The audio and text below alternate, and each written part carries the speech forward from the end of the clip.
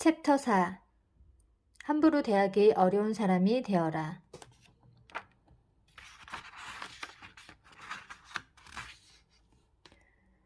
선해 보이는 일도 인간의 욕심 때문에 나쁜 일로 변하는 경우가 비일비재하다. 선의가 악의로 돌아올 때다. 베풀다 도리어 화를 입는 양호 유한을 새겨 자신이 감당할 수 있는 범위 안에서만 선량함을 베풀라. 우정을 들먹이며 돈 빌려달라는 친구. 나는 게임을 좋아한다. 주로 롤플레잉 게임을 하는데 게임하면서 사귄 친구도 많은 편이다. 물론 이 친구들과는 늘 온라인으로만 교류할 뿐 오프라인에서 만난 적은 한 번도 없다. 그런데도 우리 사이에는 현실에서 경험해보지 못한 묘한 유대감과 우정이 존재한다. 예를 들어 친구 하나가 괴롭힘을 당하다가 구조 신호를 보내면 모두가 기다렸다는 듯 몰려가 그를 구출한다. 한창 좋았던 시절에는 상대의 체력을 채워주거나 좋은 아이템을 나눠 갖고 친구가 레벨업을 할 수 있도록 품앗이하듯 서로 게임을 도와주기도 했다. 어느 날 그중 한 친구가 당장 사고 싶은 아이템이 생겼는데 코인이 부족하다며 누가 대신 충전 좀 해줄 수 있느냐고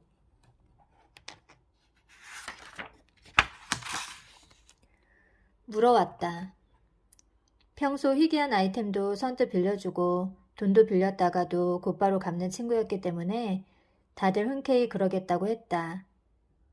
누구는 200위안, 누구는 500위안, 심지어 어떤 친구는 1000위안이나 그에게 보냈다. 하지만 이번에는 달랐다. 그 친구가 종족을 감춘 것이다. 더는 게임에 나타나지 않았으며 메신저와 SNS 계정도 한꺼번에 사라졌다. 마침 전화번호를 알고 있던 친구가 연락해봤지만 수신 거부라는 메시지만 돌아왔다. 괜찮은 인간관계에서 제일 깔끔하게 우정을 깨는 방법을 고르라면 바로 이것이다. 돈을 빌리고 사라지면 된다. 예전에 출판업에 질린 나머지 다시는 이 업계에 발도 들이지 않겠다고 결심하고 전직한 적이 있다. 당시 나는 친구의 소개를 받아 항저우의 한 회사에 비서로 취직했다. 관을 만드는 업체였는데 처음에는 적응하기가 너무 힘들었다.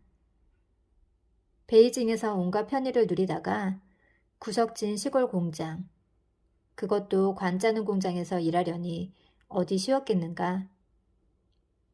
다행히 같이 일하는 사람들이 다 괜찮았다. 특히 젊은 여직원들은 언니라고 부르며 스스럼 없이 먼저 다가와 주었다. 그 마음 씀씀이가 어찌나 고마웠던지 나는 그들이 놀러 오기를 바라며 일부러 내 방에 대접용 과자와 간식을 마련해 두기도 했다. 첫 번째 달은 꽤 즐겁게 흘러갔다. 여직원들은 내게 낯선 현지의 풍습과 생활 방식을 친절히 알려줬고 때로는 개인적 고민이나 가정 상황 등을 털어놓았다. 어느새 나는 그들에게 친언니 같은 존재가 되었다. 나 역시 그들과 함께하며 위로해주는 일이 즐거웠다. 또 다들 나보다 어렸기에 가끔씩 용돈을 주기도 했다. 그러나 딱 한 가지 일을 계기로 상황이 바뀌었다. 어느 날 한 여직원이 내게 휴대폰을 바꾸고 싶은데 돈이 부족하다며 우는 소리를 했다. 평소 자기 휴대폰이 고물이라며 툴툴대던 아이였다. 그녀는 이번에 새로 출시된 신형 휴대폰을 사고 싶은데 한 달 실수령액이 겨우 1,500위안이라며 먹고 사는 것만도 빠듯하다며 울상을 지었다. 그러더니 대뜸 3,000위안을 빌려줄 수 있냐고 물었다. 당시 나는 그만한 돈을 써도 될 만큼 우리 사이가 신뢰가 쌓였다고 믿었기에 곧장 보내주었다. 그런데 다음날 예상치 못한 상황이 벌어졌다. 또 다른 여직원 3명이 돈을 빌려달라며 찾아온 것이다. 한 명은 1,000위안, 다른 한 명은 500위안, 나머지 한 명은 300위안을 요구했다. 물론 당황스러웠지만 형편이 얼마나 어려웠으면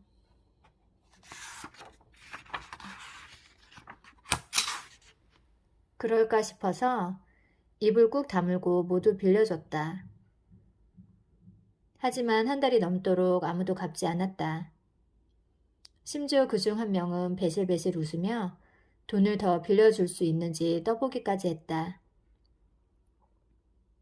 나는 어쩔 수 없이 집에 급한 일이 생겨서 월급을 전부 붙이고 있다고 대답했다. 또 한 달이 흘렀고 여전히 다들 강간무소식이었다. 그러다 3,000위안을 빌려간 아이가 또 돈을 빌리려고 할 때야 나는 비로소 깨달았다. 그들은 처음부터 내 돈을 갚을 생각이 전혀 없었다. 언제나 좋은 사람, 늘 올바른 일을 하던 사람이 실수로 잘못하면 사람들은 곧장 혀를 차며 말한다. 몰랐는데 저 사람 별로구먼. 그런데 평소 나쁜 인간으로 각인되었던 사람이 갑자기 착한 일을 하고 착한 일을 하면 알고 보니 괜찮은 사람이었다며 다들 칭찬 일색이다. 세상 이치라는 게 그렇다. 손해로 감수하면서까지 선의를 베풀면 결국 악한 사람의 먹이가 되고 만다. 반대로 조금만 용기를 내어 내 것을 지키면 결과는 크게 달라진다. 누구나 자기 차를 갖고 싶어 한다. 출퇴근할 때든 주말이나 휴가 기간에 어디를 놀러 갈 때든 차가 있으면 확실히 편하다. 그런데 큰맘 먹고 차를 살 경우 골치 아픈 문제가 뒤따른다. 주변에서 자꾸 차를 빌리려 하기 때문이다. 어이 친구, 내일 차 쓸 일 있어?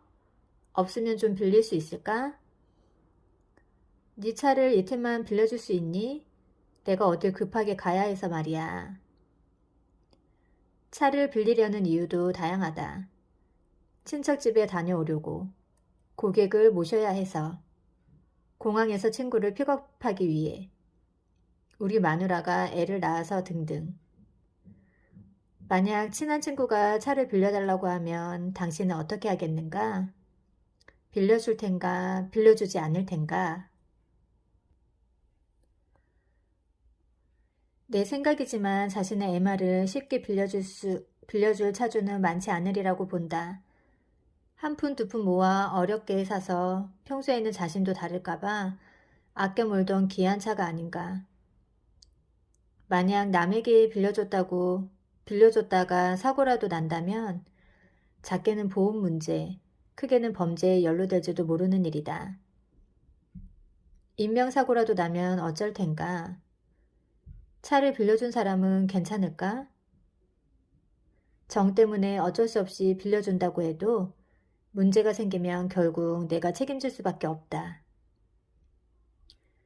도와주면 정을 지키는 것이고 도와주지 않으면 본분을 지키는 것이라는 말이 있다. 친구가 돈이나 차를 빌려달라고 할 때는 얼마든지 거절해도 된다. 그것은 당연한 권리다.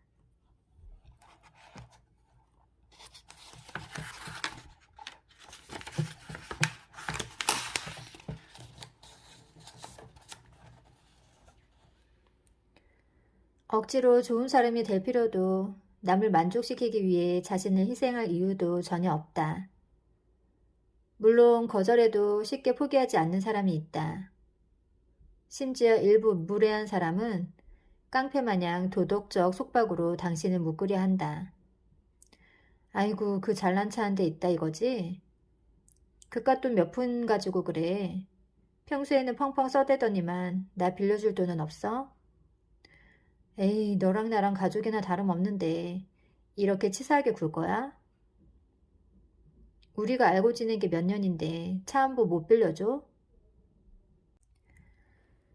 그들은 당신이 거절했다는 사실 하나만 붙들고 늘어지며 당당하게 비난을 퍼붓는다.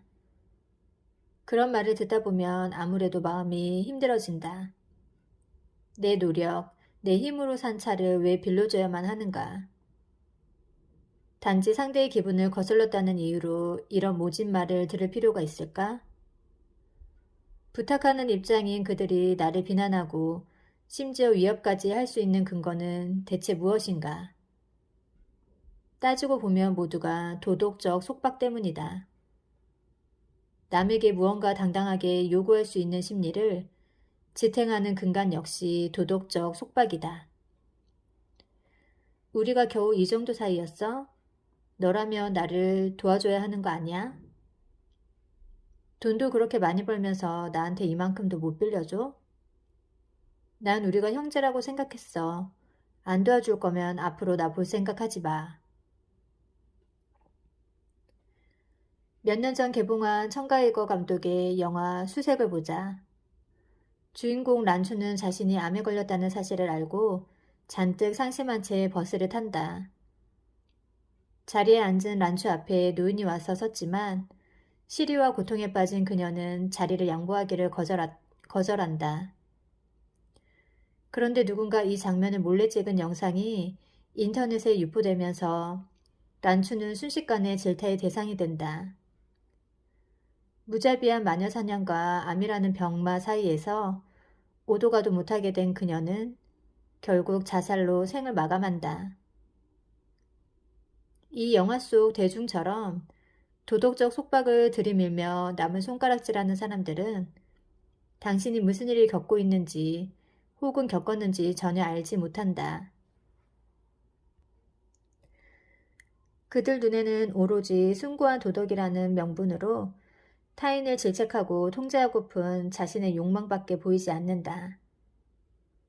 그리고 이들이 들이댄 도덕적 잣대를 만족시키지 못했다는 이유 하나만으로 당신은 얼마든지 나쁜 사람이 될 수도 만인의 지탄을 받아도 싼 인간이 될 수도 있다.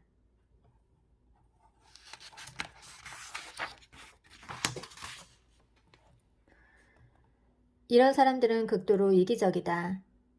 오로지 얻기만 바랄 뿐 조금도 희생하려 하지 않는다.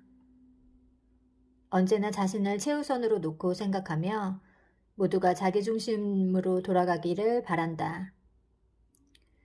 규범 의식도 없고 법률 개념도 없으며 도덕적 속박에도 묶이지 않는다.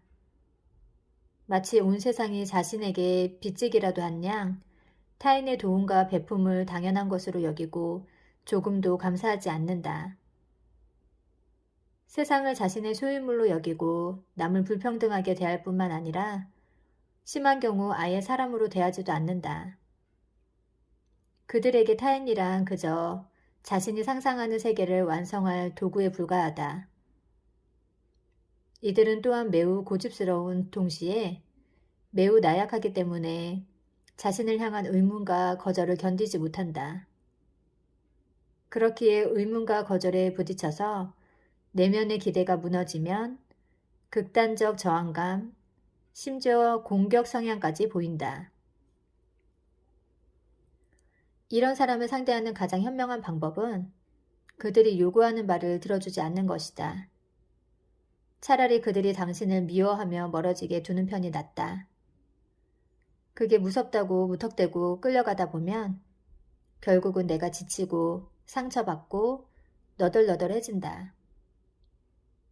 모든 사람을 존중하고 배려해줄 필요는 없다. 나를 존중하고 배려해주는 사람만 그렇게 대하면 된다. 누구에게도 스스로 상처 입히면서까지 남을 만족시킬 의무는 없다. 10년의 괴롭힘을 너라면 잊겠니? 사람들은 비교적 피해자에게 가혹하고 가해자에게 관대하다. 또 어떻게 대응해야 피해를 막을 수 있는지 피해자에게 조언하는 사람은 많지만 어떻게 가해자를 막을지 고민하는 사람은 많지 않다. 이런 상황에서 피해자는 정신적 고통을 참지 못하고 오히려 가해자로 변하기도 한다. 신문기사에 이런 헤드라인의 기사가 떴다. 상스 가정 폭력남, 갑작스런 사고로 반신불수가 된 후 온 가족에게 차단당하다. 대략적인 내용을 훑어보았다. 기사의 주인공은 심각한 가정폭력범으로 온 가족이 평생 그의 폭력에 시달렸다고 한다. 아내와 딸도 자주 얻어맞았지만 가장 심하게 맞은 사람은 아들이었다. 갈비뼈만 몇 번이 부러졌다니 얼마나 심각했는지 알 수 있다.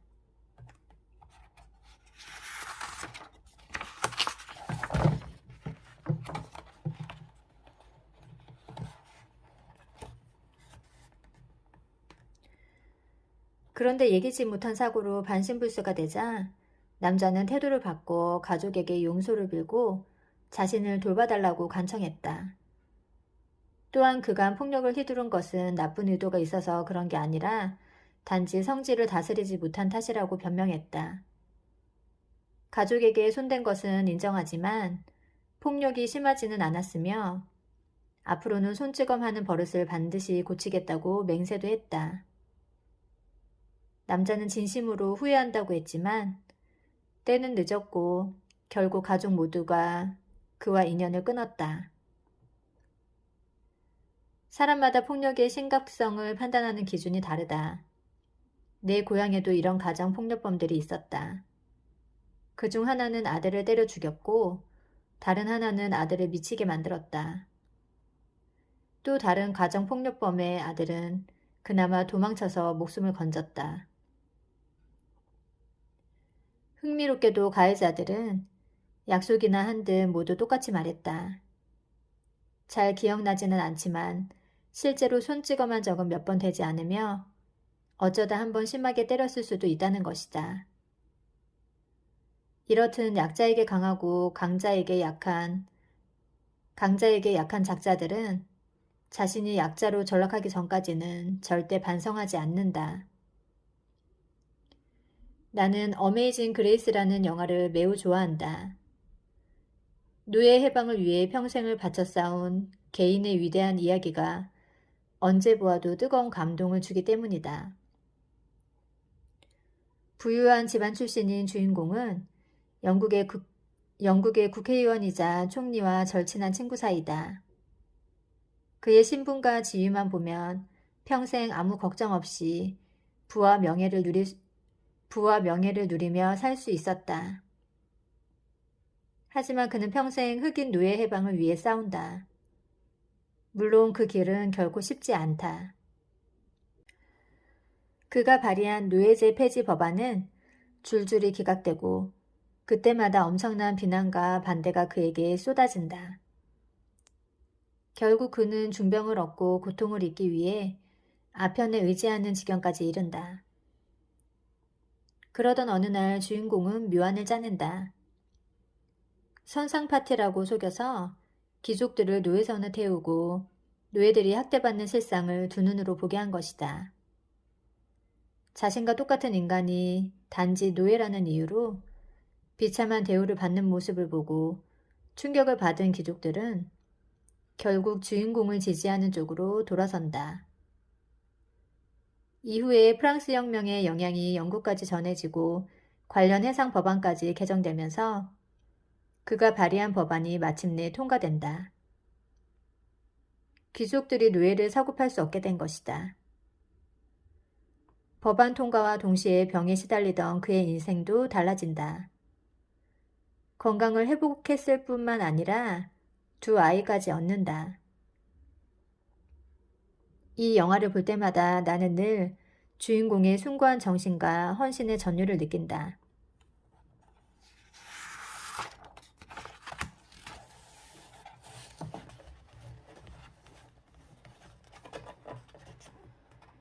그러나 영화의 제목이자 유명한 찬송가인 어메이징 그레이스의 원작자 존 뉴턴이 어떤 인생 경력을 갖고 있었는지 알고 난 뒤 영화에 대한 감동이 상당 부분 깎이고 말았다.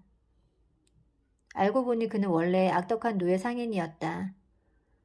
그러다 그 자신이 아프리카에서 붙잡혀 노예로 전락해 수년간 고통을 겪고 난 이후에 회심해서 흑인 노예의 입장에 섰고 이 노래도 만들었다는 것이다. 13명의 생명을 앗은 뒤 나는 원래 착한 사람이라는 궤변을 늘어놓는 흉악범도 있다. 1995년 그는 해산물 가게 사장을 대상으로 강도 행각을 벌린다. 1997년에는 부동산 사장을 살해하고 1,000만 위안을 강탈했으며 1998년에는 패거리와 함께 경찰 4명과 남성 1명을 총으로 죽인다. 그 중에는 사법경찰 부대장도 있었다. 1년 뒤인 1999년 그는 또다시 치안의 대원에게 총격을 가해 사망에 이르게 한다. 2005년에 붙잡힐 때까지 그가 살해한 사람은 무려 13명이었다. 그에게는 전형적인 증명자의 편집증이 보인다. 자신이 인정한 원칙만 따르고 자신이 옳다고 인정한 일만 했기 때문이다. 어쩌면 이러한 집요함은 어린 시절부터 조금씩 자라나 그의 인생을 지배하고 계속 잘못된 일을 저지르게 함으로써 결국 돌이킬 수 없는 길로 들어서는 원인이 됐는지도 모른다. 이 같은 사람에게는 자신을 증명해 보이는 것이 인생의 목적이다. 즉, 자신이 존중과 신뢰, 명예와 이익을 얻을 만한 존재라는 사실을 증명하기 위해서라면 물불도 가리지 않는다. 긍정적인 힘은 신뢰에서 나오고 부정적인 힘은 불신에서 비롯된다. 만약 타인에게 신뢰를 받으면 우리 마음에는 기쁨과 함께 감사함과 믿음에 부응하고 싶다는 생각이 생긴다. 반대로 불신을 받으면 고통과 함께 보복과 반격을 하고 싶다는 충동이 솟구친다. 고통은 마음의 원한을 만들고 마음의 원한은 이런 말들로 표출된다. 나를 무시한 인간들에게 자기들이 얼마나 개눈깔이었는지 반드시 알게 해주겠어. 날 깔본 놈들은 대가를 치르게 할 거야. 나를 배신해 평생 후회하게 만들어주지. 이와 비슷한 일들이 어디 한둘이겠는가. 증명자 성향이 강한 사람 중 상당수는 미움, 분노, 원한과 강한 복수심을 보인다. 행복보다 고통을 더 깊이, 더 오래 기억하는 것이 인간의 본성이기 때문이다. 게다가 감정이 주는 힘은 목표가 주는 힘보다 훨씬 더 강하다.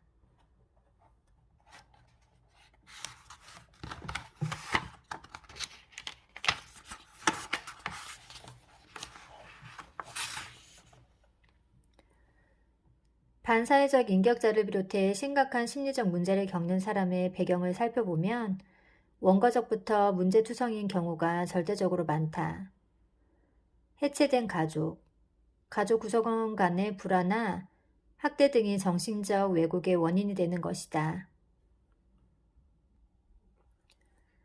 제대로 기능하지 못하는 가정에서 자란 사람은 자포자기 성향이 강하며 범죄로 빠지기도 쉽다. 또한 비정상적으로 뒤틀린 심리 탓에 한번 범죄를 저지르면 모든 것을 포기하고 될 대로 되라는 식으로 폭주할 위험이 매우 높다. 이들은 믿음을 매우 중시한다. 어릴 적부터 가정에서 제대로 된 인정을 받아본 적이 없기 때문에 신뢰에 대한 요구가 오히려 강하다. 이들은 다른 사람을 믿고 다른 사람도 자신을 믿어주기를 바란다. 친구의 맹세를 믿고 낯선 이의 눈을 믿으며 감정의 힘을 믿는다. 또한 서로 처지를 바꾸어 생각해야 한다는 원칙을 맹신한다. 매사에 이성보다 감정에 휩쓸리는 경향이 강하며 심리적으로 덜 자란 면이 있는 탓에 같은 구덩이에 계속 빠지기도 한다. 이들은 어떤 평가든 자신에게 조금이라도 거슬리는 말을 듣지 못한다. 그리고 너도 겪어봤다면 내가 굳이 설명할 필요가 없을 테고 겪어보지 못했다면 말해도 이해하지 못할 것이라는 논리로 대응한다. 등산해본 사람은 등산의 의미를 알지만 등산해보지 않았다면 아무리 설명해도 모른다는 식이다. 앞서 언급한 흉악범의 아버지는 담배 농사를 지으며 부업으로 작게 장사도 했다. 성실하고 일 잘하는 아버지 덕에 그의 가족은 아주 풍족하지는 않았지만 그럭저럭 부족함 없이 살았다. 그러나 어린 시절 그는 밖에서 싸우거나 흠씬 두들겨 맞아도 집에 돌아와서는 가족에게 한마디도 하지 않았다. 얼굴이 멍투성이가 되고 팔다리에 심한 상처가 생겨도 마찬가지였다. 말해봤자 위로받기는커녕 오히려 벌을 서거나 매를 맞았기 때문이다. 그의 아버지는 아이를 엄격히 교육한다는 명목으로 나무 의자에 세워두고 스스로 잘못을 인정할 때까지 때렸다. 밖에서 남에게 괴롭힘을 당해도 집에서 하소연할 수 없게 된 아이는 결국 말없이 참으며 점점 더 폐쇄적으로 변해갔다. 그러다 그는 운명의 첫 번째 변곡점을 만난다. 학창시절 교장의 딸과 연애한 것을 들켜서 학교에서 제적당한 것이다. 나중에 그는 군대에 지원해서 모병시험을 봤다. 그런데 모든 테스트에서 상위권에 들었음에도 최종 선발에서 떨어지고 그보다 성적이 나빴던 다른 후보가 뽑혔다. 이후로도 그는 무슨 일을 하든 인정받지 못했다. 그가 경험한 세상은 언제나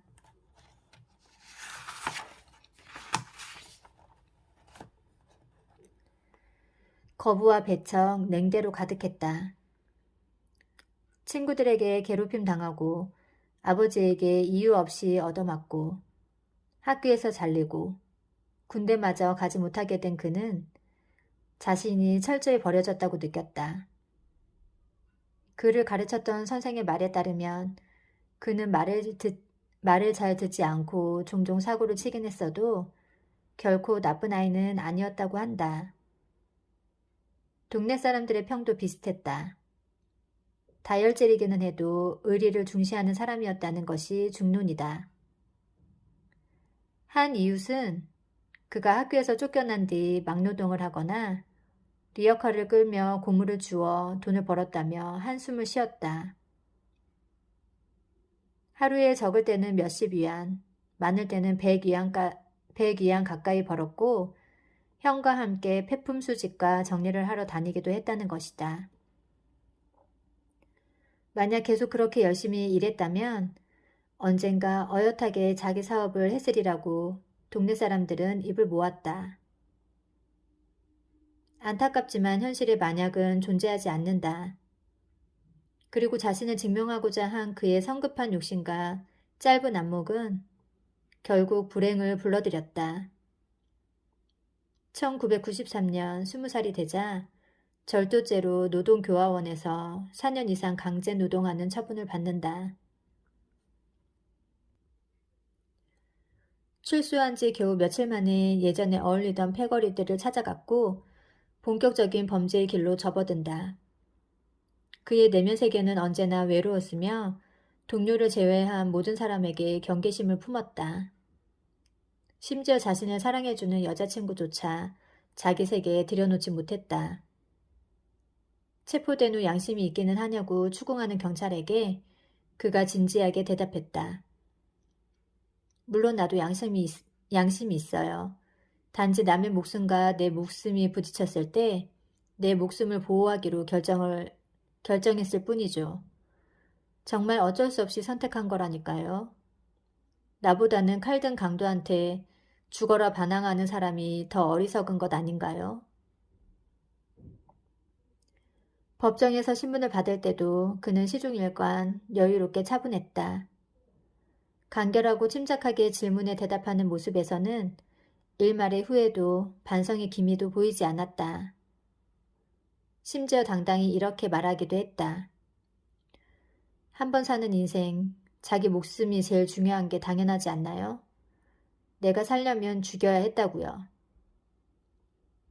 그는 자신이 살인마가 아니라 좀 이기적인 사람일 뿐이라고 주장했다. 그의 아버지가 한 말 역시 걸작이었다. 사실 심하게 혼낸 적은 없습니다. 그저 좀 엄격했을 뿐이죠. 대체 자식을 어떻게 얼마나 엄격히 대했기에 자식이 살인범으로 자란 것일까?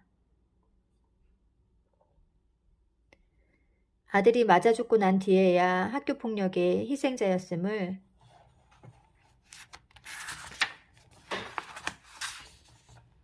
알게 된 부모라는 제목의 기사도 있었다. 희생자는 한 PC방에서 동급생들에게 폭행을 당한 끝에 사망했다. 사건의 경과는 이러했다. 사건 당일 저녁 M은 몇몇 동급생과 함께 PC방에서 술을 마시며 게임을 했다. 그러다 동급생들이 M에게 음료수를 사오라고 강요했고 돈이 부족했던 그는 결국 상대의 심기를 거스르게 됐다. 가해자들은 PC방 1층과 2층 카운터와 입구 등지에서 M에게 무자비한 폭력을 휘둘렀으며 나중에는 휴게 공간으로 끌고 가 무려 4시간 동안 강목으로 구타했다.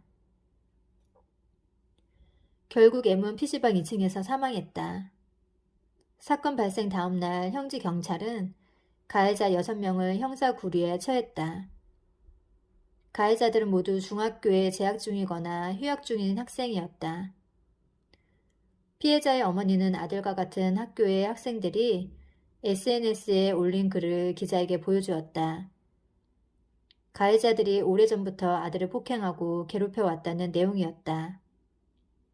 폭력은 거의 매일 자행됐으며 겁먹은 피해자가 학교 밖으로 도망친 적이 있다는 폭로도 있었다.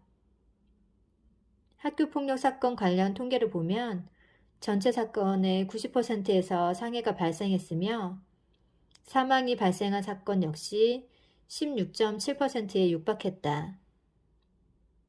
성별을 불문하고 다수가 다수를 괴롭히는 경우가 대부분이었으며 괴롭힘의 방식은 주로 성적, 신체적 모욕이었다. 폭력의 유형은 언어폭력과 구타, 금품갈취 등이 가장 흔했다. 단순히 상대방이 미워서 폭력을 행사한 경우도 일부 있었다. 가장 심각한 문제는 다분히 목적성 있는 언어적, 신체적 상해를 반복적으로 당하다 보면 어느새 저항할 수도 도망칠 수도 없게 된다는 점이다. 한국 영화 우아한 거짓말은 학교 폭력의 희생자와 그의 가족에 관한 이야기다. 학교 친구들에게 괴롭힘을 당한 천지는 사실 아주 오래전부터 가족에게 도와달라는 신호를 보내고 있었다. 학교에 가기 싫다고도 했고 엄마에게 다 털어놓으려고 하기도 했다. 그러나 천지의 엄마는 이를 대수롭지 않게 여겼고 결국 천지가 목숨을 버린 후에야 극심한 고통 속에서 딸이 구조 신호를 보냈음을 깨닫는다. 하지만 때는 늦은 뒤였다. 장기간 괴롭힘 당한 아이는 집에서도 무시당하거나 심지어 폭력의 대상일 가능성이 크다. 사실 이들이 가족에게 괴롭힘 당한 사실을 털어놓지 못하는 까닭도 외려 자신이 질책받거나 혼날까봐 두렵기 때문이다. 같은 이유로 선생님에게도 알리지 못한다. 모든 사람이 무의식적 혹은 고의적으로 그들의 구조 요청을 무시하는 상황이 만들어지는 셈이다.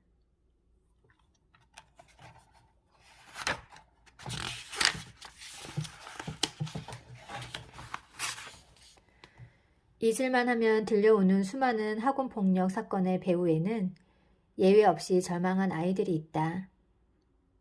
가해자든 피해자든 아이들은 절망하며 사회의 반기를 들고 절망하며 자살하고 절망하며 죽임당한다. 가해자는 하나같이 자신이 피해자가 되거나 법망에 붙잡힌 후에나 자신의 악행을 반성한다. 만약 우리가 그들의 왜곡된 심리를 좀 더 일찍 통찰할 수 있다면 그들이 범죄의 길로 접어들기 전에 즉시 바로잡아서 이 사회에 악마가 하나 더 생기는 것을 막을 수 있을지도 모른다. 어떤 상처는 영원히 회복되지 않는다. 아무리 세월이 흘러도 덮어지지 않는 일, 이해할 수 없는 사람도 있다. 이것이 세상의 이치다. 가장 기본적인 선의는 지키되 어디까지나 자신의 이익을 먼저 생각해야 한다. 용기 내어 내 것을 지키면 결과는 크게 달라진다.